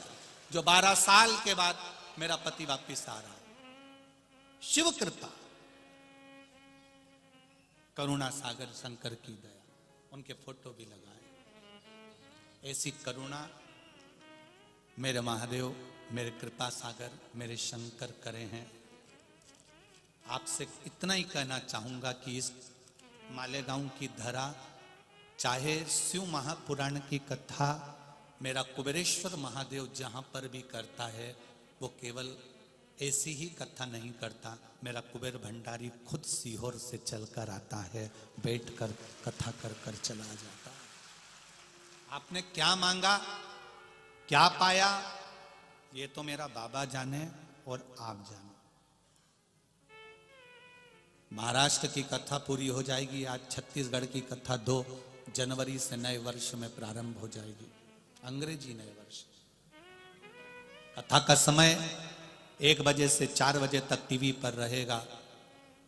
जब छत्तीसगढ़ की कथा आशुतोष शिव महापुराण होगी 2 तारीख से। आप लोग सुनने जरूर आते हो, लाखों की संख्या में आते हो, पर यह भी विश्वास मानकर चलना कि यहां से बैग तुम्हारा खाली नहीं जाएगा, झोली तुम्हारी खाली नहीं जाएगी। देगा, भरेगा। एक पत्र और है, देखिए, पहले फोटो देख लो। जो व्यक्ति आईसीयू में पड़ा हुआ है और उसका शरीर जो काम नहीं कर रहा है। मीराबाई एकनाथ पाटिल, 78 राजा राम नगर, अमलनेर, जिला जलगांव। मोबाइल नंबर ये। कहीं बैठी हो तो हाथ हिला दीजिएगा, कहीं बैठी हो तो दोनों हाथ हिलाइएगा। अच्छा, उधर है क्या? ठीक है, दिख गए दिख गए दिख गए। श्री शिवाय नमस्तुभ्यं। क्या बखान करूं मैं गुरुदेव मेरे शंभू के बारे में। गुरुदेव, मेरी बहू सपना 17 साल से विवाह के बाद कभी उसे एक गोली की भी आवश्यकता नहीं पड़ी, परंतु अचानक उसके जुलाई के महीने में तबीयत खराब हो गई और गुरुदेव मेरा लड़का उससे बहुत से दवाखानों में दिखाने लग गया। कम से कम 10 से 11 लाख रुपए खर्च हुए। उसके अम्मलनेर किरण हॉस्पिटल सूरत से भी लेकर विघ्नहर्ता हॉस्पिटल धूलिया, इन सभी बड़े बड़े हॉस्पिटलों में दिखाया, लेकिन उसकी तबीयत ठीक नहीं हुई। फिर हम धूलिया के हॉस्पिटल में लेकर आए। वहां पर महादेव के रूप में डॉक्टर तुकाराम पाटिल जी मिल गए और उन्होंने कहा आपकी बहू को ठीक होने में समय लगेगा, क्योंकि इसको एक बीमारी हो गई है, मोटर न्यूरॉन डिसीज नाम की बीमारी हुई है। उसका शरीर 80% पैरालिसिस के चपेट में आ गया। केवल पैरालिसिस होता है तो शरीर काम नहीं करता, पर ये जो पैरालिसिस है इसमें दिमाग, वाणी, श्रवण शक्ति और इंद्रियां भी काम नहीं करती। मेरी गुरुदेव, हम हिम्मत हार चुके थे, तब मेरी लड़की ने कहा, मां सीहोर वाले महाराज कथा करते हैं शिव महापुराण की, आप कथा सुनिए। मैं हॉस्पिटल में, मेरा बेटा हॉस्पिटल में, कथा कहां सुनते, मोबाइल पर कथा सुनना चालू करा। उसमें आपने पशुपति व्रत के बारे में बता दिया। आपकी रोज की कथा में आप 1 लोटे जल का कहते हो, ऐसा कोई दिन नहीं जाता जब आप जल का नहीं बोलते। 1 लोटे जल का मैंने बखान सुना, इंदौर वाली कथा सुनी, और मैंने पशुपतिनाथ का व्रत अभी इंदौर की जो कथा रही उसमें करना प्रारंभ कर दिया। इतने सालों से बीमार पड़ी मेरी बहू, जिसकी इंद्रियां काम नहीं कर रही थी, शरीर काम नहीं कर रहा था। बाबा केवल पशुपति व्रत कर कर पानी चढ़ाती, पानी लाती, बहू के मुंह पर लगा देती, थोड़ा सा घुट भर पिला देती। बाबा की कृपा से मेरे बाबा ने अपना समझकर मेरी बहू को धीरे धीरे धीरे धीरे ठीक करना प्रारंभ कर दिया। अब मेरी बहू बाबा की कृपा से पूर्ण तरह से ठीक हो गई है, और बाबा की कृपा से हम लोग सीहोर कुबरेश्वर धाम जाकर प्रणाम करने के लिए जा रहे हैं। ये शिव तत्व की कथा है। अब मेरी बहू चलने लगी, फिरने लगी, उसकी इंद्रियां काम करने लगी। श्री शिवाय नमस्तुभ्यम बहन, बैठिए। श्री शिवाय नमस्त। ये शिव तत्व है, ये शंकर, ये औघड़ी है, ये दयालु। क्या बखान करें उसका।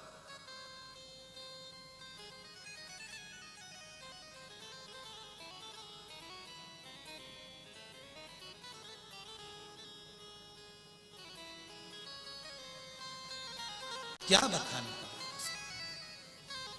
तेरी कृपा बिना न हिले एक भी अनु, लेते हैं श्वास तेरी कृपा से तनो तनो। बखान क्या करूं मैं राखों के ढेर का, चपटी बबूत में खजाना कुबेर का। गंगाधर ओमकार तू भोले, ओमकार तू आयो शरण तिहारी शंभो तार तार तू। मेरा शिव देव,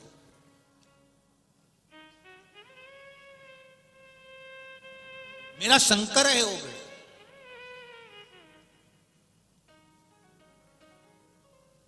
आप उस पर विश्वास रखे हो, भरोसा रखे हो। जहां बैठकर कथा सुन रहे हो, चाहे आस्था चैनल पर हो, चाहे फेसबुक यूट्यूब हो, चाहे मोबाइल हो, उस माँ ने तो केवल मोबाइल पर सुनी और वहीं प्रार्थना कर ली कि बस तू है। ये मुझे जागृत हो गया है कि तू है, और बाबा आएगा। रोटी जैसे अपन कह रहे हैं ना, आएगी, ट्रेन आएगी, बस आएगी, बहू पोता पोती आएंगे, सब कुछ आएगा। तो ये निश्चित है मेरा बाबा आएगा।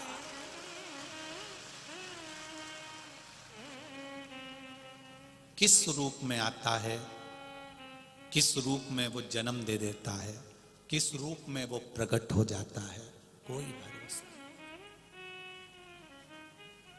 नामदेव जी को पहचानने में महाराष्ट्र वालों ने बहुत देरी कर दी थी। संत तुकाराम को पहचानने में बहुत देरी कर दी थी। मीराबाई को पहचानने में बहुत देरी कर दी थी। रामकृष्ण परमहंस जी को पहचानने में बहुत देरी कर दी थी। कर्माबाई को पहचानने में बहुत देरी कर दी थी। नरसिंह मेहता को पहचानने में बहुत देरी कर दी थी। जिसको भगवान भेजता है, दुनिया के लोग उसको पहचानने में बहुत देर कर देते हैं। जब वो भगवान में समा जाता है, तब दुनिया के लोगों को समझ में आता है कि वो मीरा, वो कर्मा, वो नामदेव, वो तुकाराम, वो रामकृष्ण परमहंस वो चैतन्य महाप्रभु वो स्वामी समर्थ कोई साधारण नहीं थे।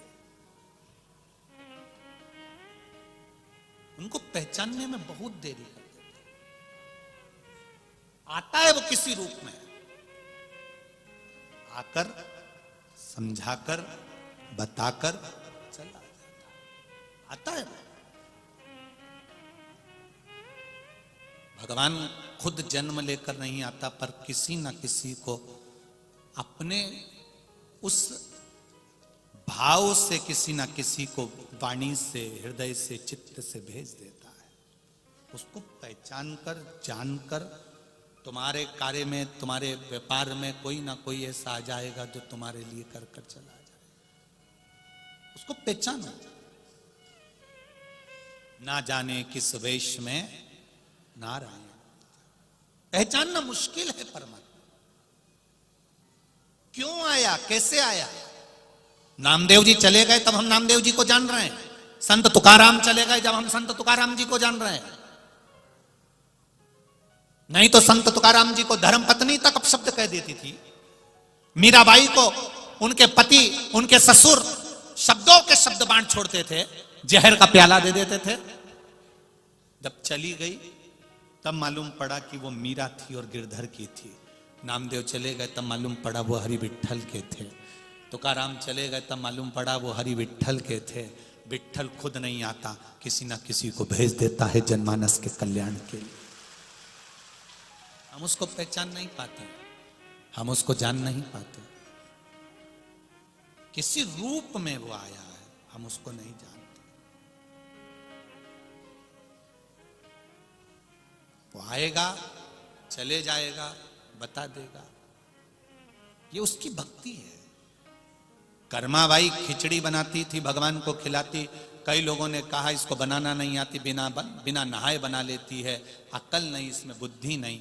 संतों ने समझाया, उसने नहाकर बनाया, भगवान स्वीकार नहीं कर। दिल से, हृदय से, भाव से जो रिझा लिया वो रिझा। हम भी आज कथा पूरी हो जाएगी कहकर चले जाएंगे। कई लोग उसको एक लोटे जल की महत्वता को जान जाएंगे, बेलपत्री की महत्वता को जान जाएंगे, शिव के हो जाएंगे। और कई लोग ऐसे होंगे कि हम चले भी जाएंगे उसके बाद में, जैसे नामदेव, तुकाराम, मीराबाई, कर्माबाई जैसे संतों की नित्य लोग बुराइयां करते रहते थे पहले भी, और संत अपना काम करते रहते थे। ऐसे कई ऐसे होंगे जो बुराइयां भी करेंगे, पर अपने को उस पर नहीं जाना, अपने को अपने शिव भक्ति पर जाना है, अपने को भगवान के भजन पर जाना है। बुराई करने वाले भी बुराई करेंगे, अच्छाई करने वाले अच्छाई पकड़ लेंगे और विश्वास जागृत कर लेंगे कि मुझे एक लोटा जल चढ़ाना है। एक लड़के ने, जो लड़का कभी मंदिर नहीं जाता था, उसने पत्र लिखा है। उस पत्र को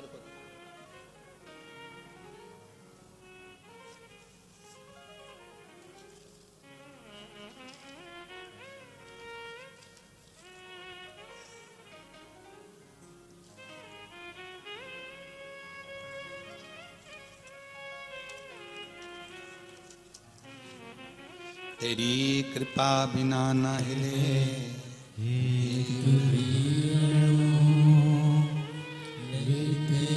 श्वास तेरी कृपा से तनो तनो। मेरा नाम किरण मनोज पाटिल है।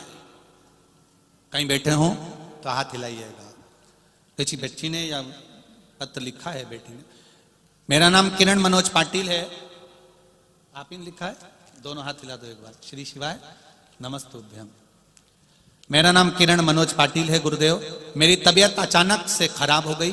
तब तबीयत खराब होने पर कारण यह था कि कहीं ना कहीं मुझे इन्फेक्शन हो गया था, और अचानक इन्फेक्शन होने के कारण बस यूरिन बंद हो गई। डॉक्टर को दिखाया, पचोरा के हॉस्पिटल में भर्ती किया गया। गुरुदेव, मेरे घर वाले रोज एक लोटा जल चढ़ाते। घर वाले भी परेशान हो गए कि इसको हो क्या गया, एकदम नवयुवक बच्चे, उनको क्या हो गया।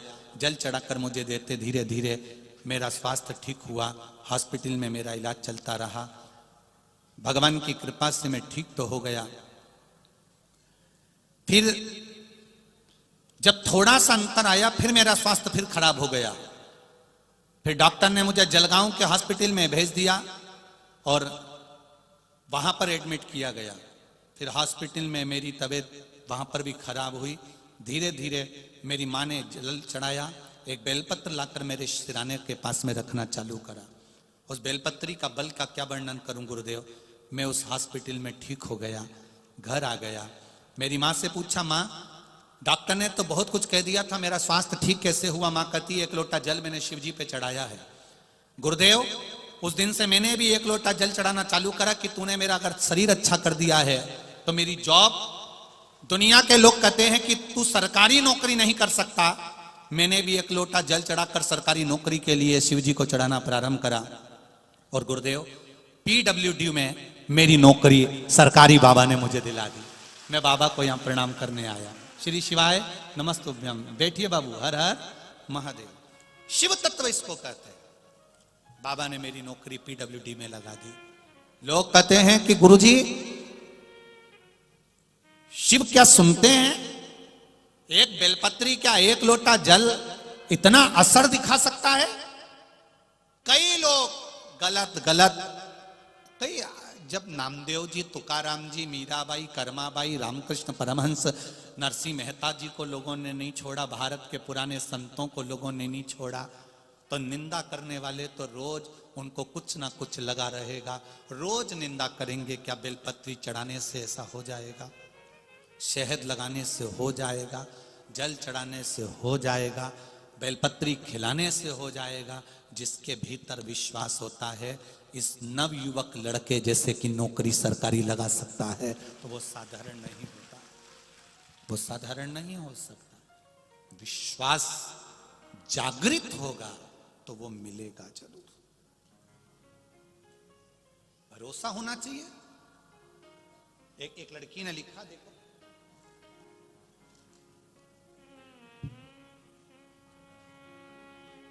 मैं कुंवारी साहिली प्रकाशा सिंह राजपूत, टीवी सेंटर औरंगाबाद महाराष्ट्र से आई हूं। कहीं बैठी हो बेटी तो हाथ हिलाइए। जहां कहीं बैठी हो, कहीं बैठी हो तो हाथ हिलाइए। मैं कुंवारी साहिली प्रकाश सिंह राजपूत, टीवी सेंटर औरंगाबाद महाराष्ट्र से आई हूं। मैंने फार्मेसी की डिग्री लेकर, मास्टर डिग्री के लिए कॉलेज प्रवेश को लेकर बहुत चिंतित थी। मेरा फार्मेसी की डिग्री, मास्टर की डिग्री के लिए मैं कॉलेज प्रवेश के लिए बड़ी चिंतित थी। मुझे कॉलेज में एडमिशन अच्छे कॉलेज में नहीं मिल पा रहा था। बहुत परेशान हो गई।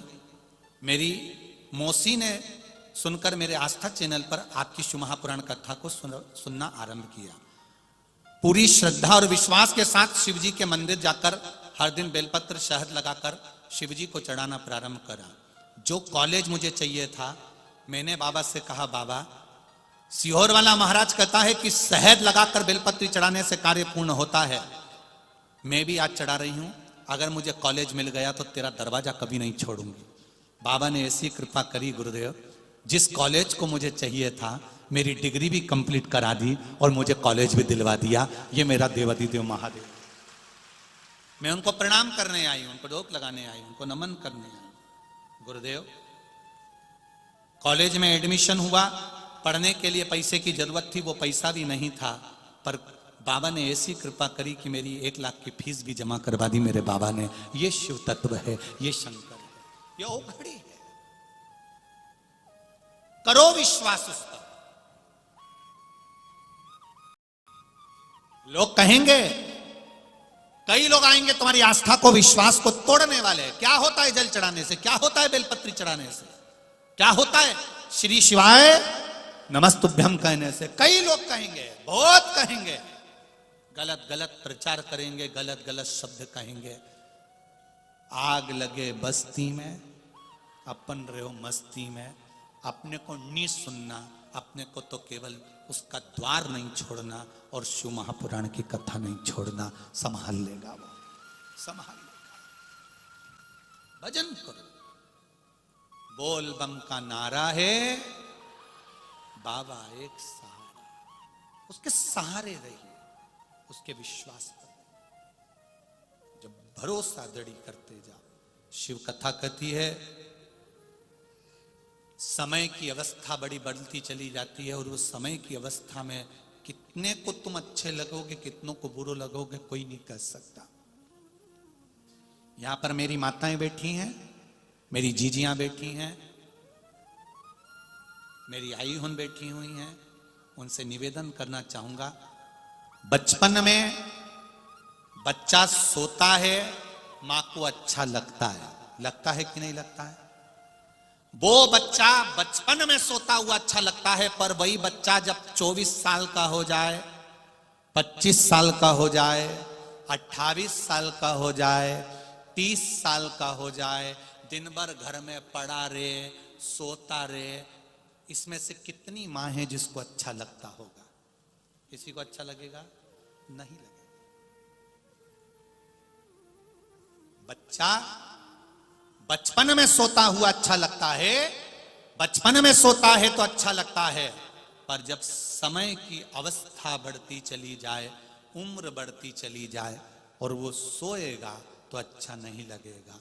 समय कितना बलवान होता है, जरा सोचिए। बेटा भी तुम्हारा है, औलाद भी तुम्हारी है, पर बचपन में सोएगी तो अच्छी लगेगी, पर बड़े होकर सोएगी तो अच्छी नहीं लगेगी। उसी तरह परमात्मा कहते हैं, जो समय गया जान दो, उस समय तुम सोते रहे कोई बात नहीं, नहीं मंदिर जाते थे कोई बात नहीं, शिवालय नहीं जाते थे कोई बात नहीं, पर अब तुम बड़े हो गए हो, तुमने शिव पुराण की कथा सुन ली है, तुम जाग गए हो, तो अब समय बर्बाद नहीं करना, कर्म के प्रति जागृत होना, कार्य के प्रति जागृत होना है, और भगवान देवादिदेव महादेव से प्रार्थना कर कर अपने कार्य के प्रति आगे बढ़ना है। अब सोते हुए अच्छे नहीं लगोगे, अब जागो।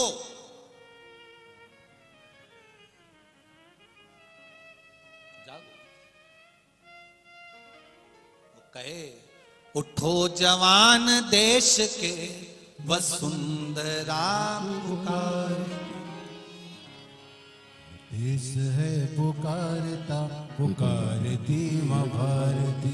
ये देश आज तुम्हें पुकार रहा है, ये राष्ट्र तुम्हें पुकार रहा है, हमारा सनातन धर्म तुम्हें पुकार रहा है, और आज भी हम अगर सोते रहे तो फिर ये जीवन व्यर्थ चला जाएगा। भजन में लगाओ, कर्म में लगाओ, दुकान धंधा व्यापार व्यवसाय जो तुम्हें करना है, छोटे से छोटा काम करो, पर शर्म बिल्कुल मत करो। शर्म करोगे तो तुम आगे नहीं बढ़ सकते हो। छोटे से छोटा काम भी करो, दिल से करो, एक ना एक दिन भगवान तुम्हारा हाथ पकड़ेगा। शिव मंदिर जाओ, एक लोटा जल चढ़ाओ और अपने काम पर आगे बढ़ जाओ, बढ़ते चले जाओ। बस किसी को धोखा मत दो, किसी को विश्वासघात मत करो, और बन सके तो जिंदगी में सबका भला करते चलो। लोग कहते हैं भला करने से लोग उल्टा और जूता मार के चले जाते हैं, मारने दो ना, क्या दिक्कत। पूर्व का कोई कर्म होगा वो कट रहा होगा। आज अगर हमको कोई गाली देगा, अपशब्द कहेगा, ताने देगा, सोशल मीडिया पर, फेसबुक यूट्यूब पर आप भी पढ़ते होगे, कोई ना कोई कुछ ना कुछ बनाता ही रहता है, कुछ ना कुछ लोग डालते ही रहते हैं, ऐसा कर दिया, वैसा कर दिया, ये बोल दिया, वो बोल दिया। उससे हमारा पूर्व का कोई पाप होगा तो इनकी निंदा करने से वो धीरे धीरे धीरे धीरे कट रहा, वो कट रहा। संत की चादर धोने से साफ नहीं होती, जितनी संत की लोग निंदा करते करते साफ कर देते हैं। साफ। नामदेव जी को लोगों ने अपशब्द कहा, तुकाराम जी को कहा, मीराबाई को, कर्मा को, रामकृष्ण परमहंस को, नरसिंह मेहता को, किसको नहीं कहा? कहे कहे दुनिया।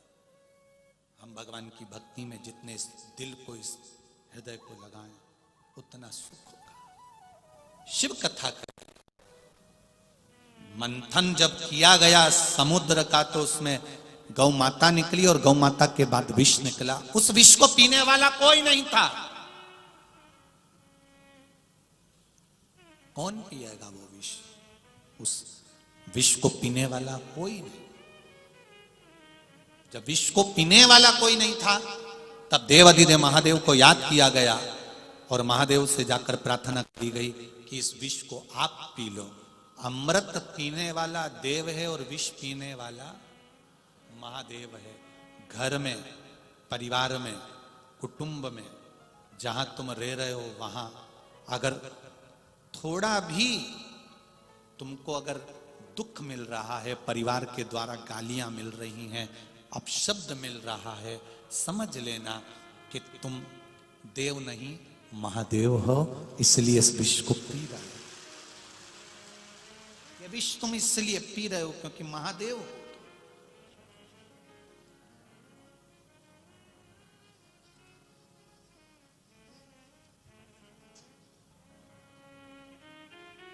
महाराज, संसार में मेरे शंकर भगवान असली रूप रखकर आते हैं तो मैया यशोदा पहचान नहीं पाती है। साधु रूप रखकर आते हैं तो पहचान नहीं पाती है। यशोदा मैया पहचानती तब है जब यशोदा जी के पास खबर जाती और यशोदा जी उनके पास हाथ दिखाने आते। तब शिव की गोद में भगवान कृष्ण को दिया जाता।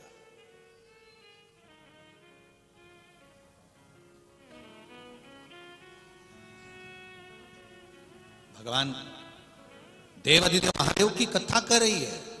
आएगा आपके जीवन में भी सामने आएगा। उस विष को कैसे पीना है, दुनिया के लोग क्या कहेंगे, कैसे कहेंगे,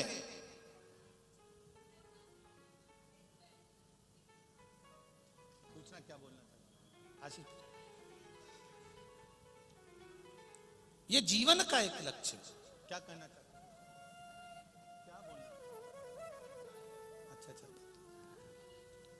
जीवन का एक लक्ष्य, जीवन का एक आनंद, जीवन का एक सुख, आनंद की। और जब जीवन का एक सुख हमारे सम्मुख में होता है, विष पीने के बाद भी जब नाम होता है तो वो साधारण नहीं होता। देवताओं ने अमृत पिया, परंतु उनको कोई, आज भी लोग कहते हैं इनने अमृत पी लिया, ये देव हैं, पर उनका नाम भले ना निकले, पर मेरे महादेव का नाम आज भी आता है विष पीने के लिए। विष पीने के बाद में भगवान शिव आनंद के साथ विराजमान हुए। 12 ज्योतिर्लिंग का स्मरण कराया है। तुमरुका जी ने चंचुला देवी को सुनाया है। प्रथम सोमनाथ जी, चंद्र को काया रोग हो गया, शिव जी की आराधना करी। ये 12 ज्योतिर्लिंग की जो कथा ही हमको बता रही है कि देवता, नवग्रह, चंद्र हो, सूर्य हो, राहु हो, केतु हो, सारे ग्रह भगवान शंकर की आराधना में लगे रहते, सारे।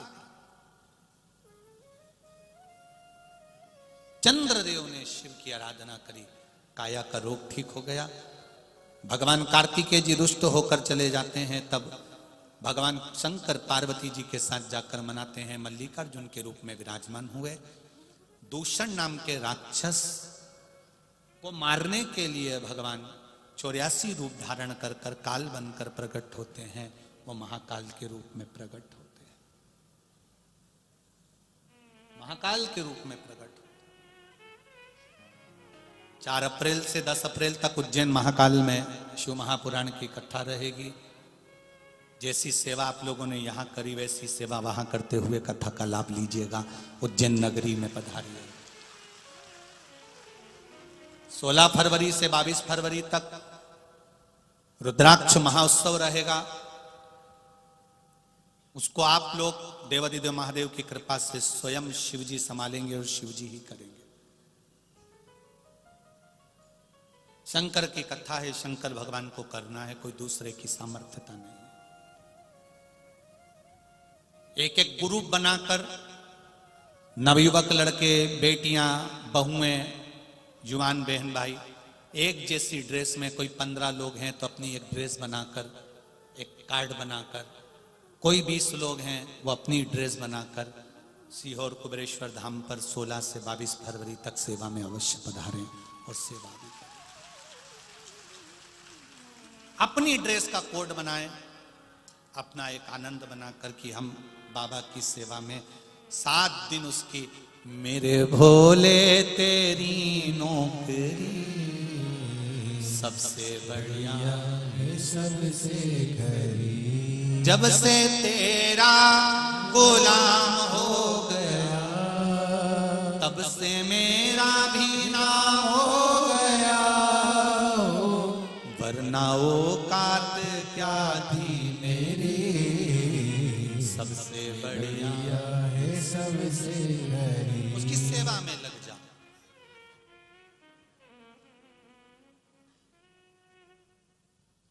उसकी सेवा का फल प्राप्त हो जाए।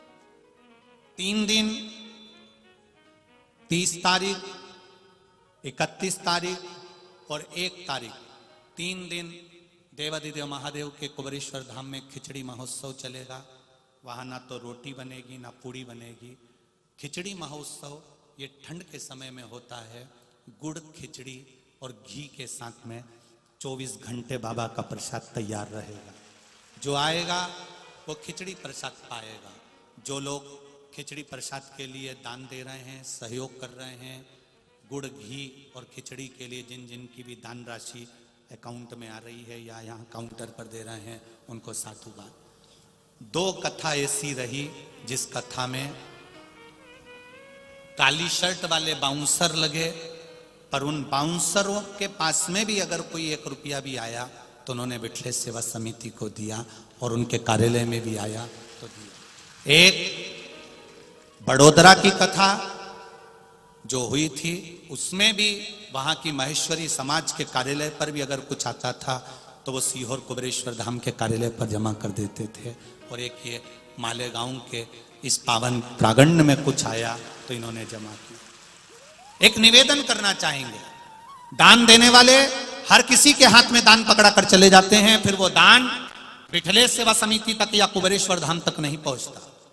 यहां पर भी या कहीं पर भी कथा हो, आपने देखा कि काले कपड़े में लड़के खड़े हैं, सेवा करने आए हैं, इन्हीं को पकड़ा दिया जाए, इन्हीं को दे दिया जाए, मालूम पड़े वो दान कहां गया, समिति के पास या कुबेरेश्वर बाबा में नहीं लग पाता।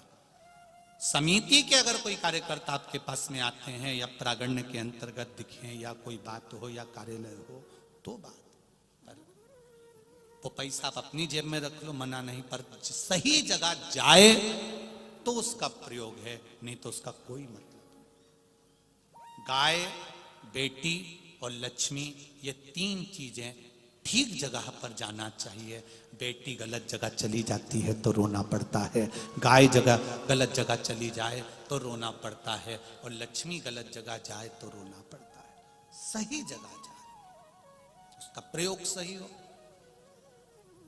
महाराज शिव पुराण की कथा कह रही है, महाकाल बाबा स्वयं काल बनकर दूषण के प्रकट हुए, संहार किया। आगे ओमकारेश्वर का वर्णन है, या विंध्य पर्वत को तप बल के कारण दर्शन दिया। केदारनाथ जी नर नारायण के रूप में भगवान दर्शन देते हैं। फिर भीमाशंकर कुंभकर्ण की धर्मपत्नी करकटी के पुत्र भीम का संहार किया, शिव भीमाशंकर के रूप में विराजमान हुए। काशी विश्वनाथ मनु शत्रुपा के उद्धार के लिए भगवान विश्वनाथ बनकर प्रकट हुए।